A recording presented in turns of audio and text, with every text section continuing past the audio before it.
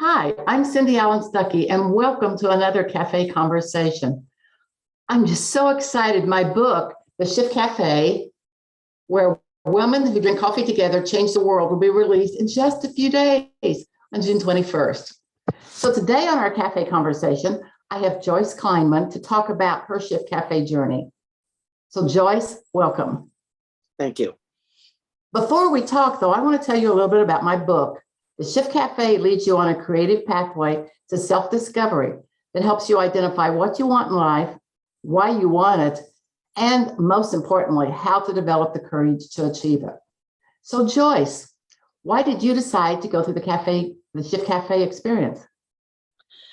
Well, one, just that fact that it included you, Cindy. I truly trusted that you would have a lot to offer. And, I've done a lot of things in my life. I've done courses, programs, read books, and I've done everything. And I getting towards the latter half of my life, or latter fourth quarter of my life. And it's kind of like, what do I want to do next? Or the joke, what do I want to do when I grow up? Yeah. And, just hearing you talk about your process when you were planning it, it just kept feeling like this. I really felt that this could make a difference. This could shift me in a way that some other things had not. Okay, so what was your favorite chapter? And in the Shift Café, we call them sips. Yes, I know. Well, honestly, that was hard to choose at first. But then I kept looking back through and was like, if I had to pick one that made the biggest shift per se, and it was the one that it's what it's called. Oh, I'm trying to remember what it's called now, because I think of it as legacy, but it's also called, I had it right in front of me. Hang on for a second. It's called Nurturing Inspiration, which didn't quite ring to me at first, but as I read on through the chapter and more of Nurturing Legacy, it's really always been important to me to make a difference for people. Like I can remember a course I took, I can't even tell you how many years ago. But one of the things I got out of the course is that my saying was for myself is that I wanted to be a mirror such that other people could see their own greatness through me.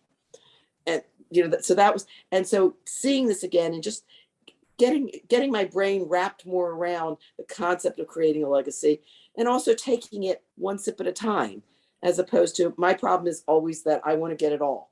I want to do it all. I want to have it all. I want it all to happen now. And this helped me see it, taking it more piece by piece, and really looking at it more. And I feel like my life has been in 10-year increments, which has been very strange. But when I look back on it, it seems like things happen. So I'm going to be moving to a new place. And I look at that as not my last, but my next 10 years of my life. And what do I want that to be? And how do I want them to be? And I'm retired. And so what do I want from that? And, what difference do I want to make? And I think that's what keeps standing out for me the most. It's not just like, oh, I can knit, or, oh, I can this, or I want to make a difference. So in what ways can I make a difference? And that was that chapter. Wonderful. And I think you may have already described how it helped you, but I don't know if you have anything else you want to add about how that sip helped you. Well, I guess, yeah, you're right. Once again, I did it all, as opposed to pieces. I did it all at once. It helped me because it helped me to really to break things down in pieces, to look at people who inspired me. And by looking at that and seeing what they did that made such a difference for me, and then being more aware and also giving myself more grace, and as opposed to not seeing what I haven't done, but seeing what I have done. Not seeing the difference I haven't made, but see the difference I have made, and then to be able to build on that. That was wonderful. Good for you. And, having known you for a little while now, yeah, I can see exactly, when you use the definition that of legacy that the Shift Café uses, which is, it's not about leaving something behind for people to receive, but what can you gift while you're alive for people to achieve? And so Yes. what I see with you, I see you doing that a lot. Thank you. But I think I appreciate it more.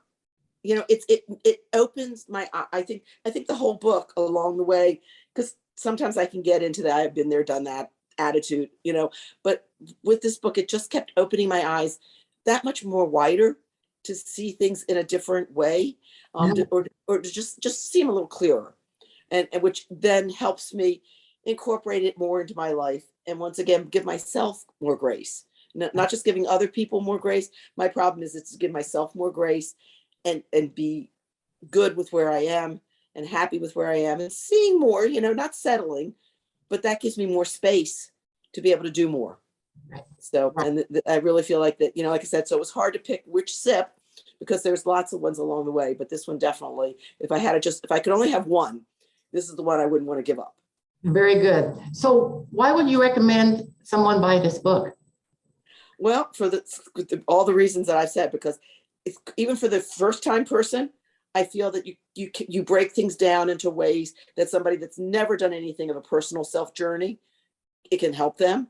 And then for those of us that feel like I've done so many of this, I've been there, done that before, why would I want to do it again? That you just have a clearer way of looking at things that I think would help open things up for people in a way that that might really surprise them. Okay, thank you. So Thank Joy, you. yes, you're welcome. I so appreciate you telling us about your journey through the Shift Cafe. So are all of you ready to go on a journey through the Shift Cafe? If so, click on the link right below here now so you can be one of the first to purchase the Shift Cafe when it becomes available on June 21st. Thank you. Bye-bye.